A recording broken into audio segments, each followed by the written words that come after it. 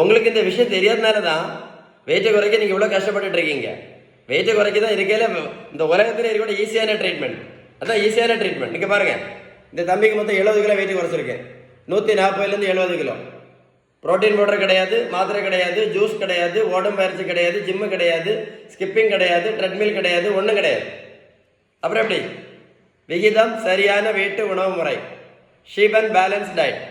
உங்களுக்கு வெயிட்டை குறைக்கிறதுக்கு ஏதாவது உதவி தேவைப்பட்டால் 942407 கால் பண்ணி பேசுங்க.